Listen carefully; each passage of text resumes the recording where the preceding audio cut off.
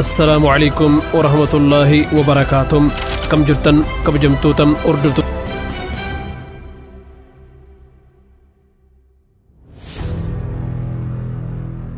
الحمد لله. تمس ربي قداتين أردس قبيريانا قلبي تاتتنان ولتدجاني جرم قبيم تربان دبريكي ستم طيار إياداتين غرها إماليم كنتو من هوا إرّا وامراس ولين اللالون كين النيادة تمام أردس بقم تربان دبري تلابان نرم اتفوفنام قاما فيم قلبيران نفان بوان أفير راكيم كان يروهن داتم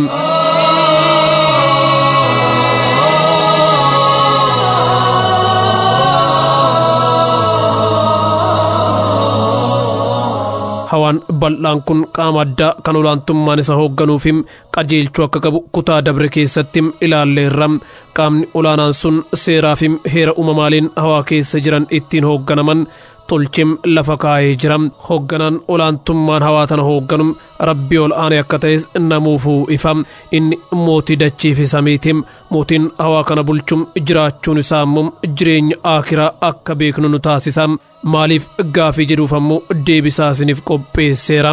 Mootonni xixiqqoon dachii tanarratti akka cirrachaa heddummaatanii argaman namoota isaan deeggaran badhaasaniim kanneen isaanitti fincilan ammoo adabbiidhaan qancarsanii dhukkee irraa kaasum. Olaantummaa mootii tokkootiif badhaasaafim adabbiin barbaachisaara.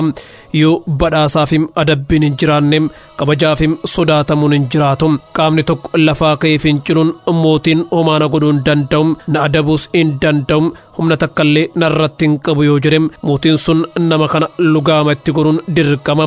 Nama lugaamni hin dhaabne immoo sakaaluun dirqama ta'a. Kanaafuu mootichi nama kana mana hidhaatti darbeem adabbii jabduu isaa dabim olaantummaa isaa kabachisiisuu qaba.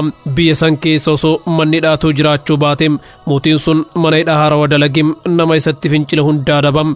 Mootiin olaantummaa seeraa kabachiisuu hin dandeenyeem umriin isaa waan gabaabbatuuf seera kabachiisuun dirqama isaati.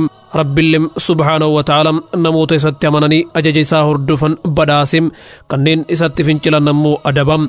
Jiraachuun rabbi eegaa mannee furanneem addunyaan tun cuftim ta'isaa ta'uu eegaa manneem seeraafim heera addunyaa tana ittiin bulchus akka qabu beekuun nutti ulfaatu.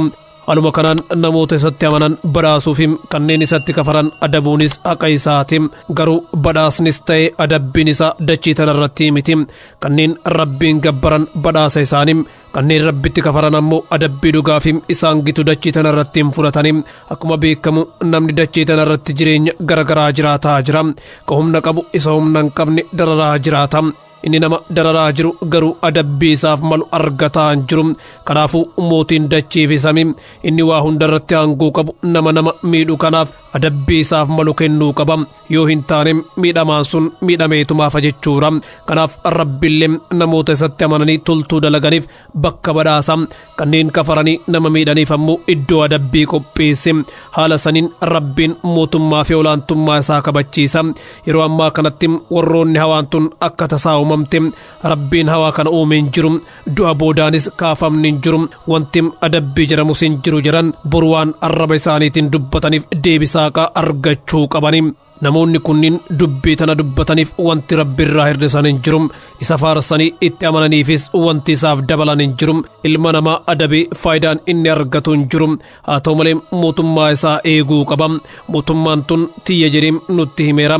Anatum qajeelcha, anatu hooggana jedhee akka isatti amanu nu taasiseera. Kanaafuu mootummaan kun kan isaa ta'u nutti mul'isuuf warra isatti kafareem dubbii fofokkataa dubbataa tureem adabuu qaba.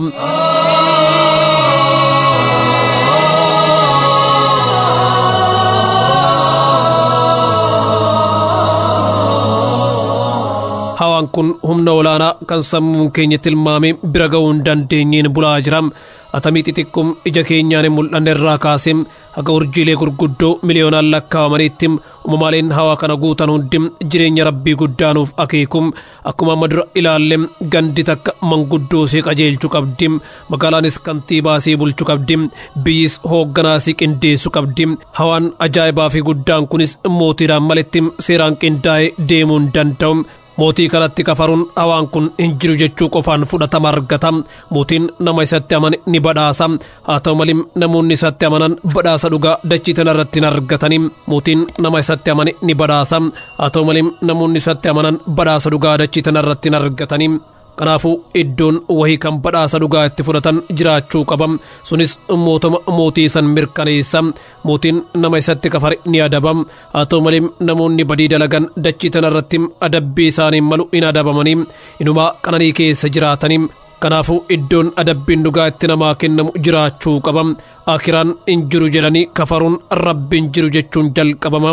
Namni rabbiin jiru jedhu ammoo wantoonni hawaa kana keessa jiran uumama rabbii osoo hin taane waanuma akka tasaa argame jechuuf dirqama. Yoo rabbitu uume jedhee rabbii sanitti amanuun dirqama akkatti ta'u ni beeka. Rabbiin jira jedhee yoo ka amanu ammoo akiraattis amanuu qaba. Akiraan hin jiru jedhanii kafaruun rabbiin jiru jechuun jalqabama.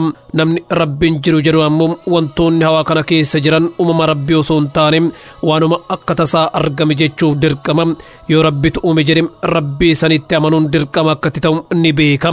Rabbiin jira jedhee yoo ka amanu ammoo akiraattis amanuu qaba. Olaantummaan rabbiin guyyaa qiyaamam dhugaan mirkanaaya. Rabbiilleen guyyaa san namoota jiraachuu isaatti kafaraa turan walitti qabe waan dachii tanarratti dalagaa turaniif isaan gaafata. Meeshaa tokko yoo argine abbaan meeshaa sanii eenyu akka ta'e himuu ni dandeenya. Osoo abbaa meeshaa sanii arguullee baanne meeshaan sun abbaa isa dalage yookiin abbaa isa bitate akka qabu beekuun salphaadha. Kanaafuu hawaa kanas akkanumatti ilaalle humni guddaan isa uume akka jiru beekuun salphaadha. Humni guddaan sun ammoo mootii hawaa kanaa akka ta'e ni beekna.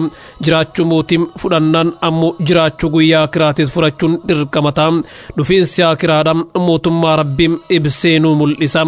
Mootiin waa hundarratti humna guddaa qabu kan urjiilee gurguddoo kanneen karaa salphaan oofu guyyaa akiraattis nama hunda walitti qabim kan badhaafamu badhaasim kan yakka dalage ammoo adabee mootummaa isaa tan hin shaaramnetti mul'isa. Rabbiin warra jireenya isaa dhugoomse karaa sirriitiin isatti amanim guyyaa boru milkaa'u haa gurum. Waan na hordofaa turtaniif galanni keessan jannatul firdawsi naa ta'u isiniin jecha qophii har'aaf qopheeffadhe asuma irratti goolaba. Wassalaamu alaikum wa rahmatullaahi wa barakaatuh.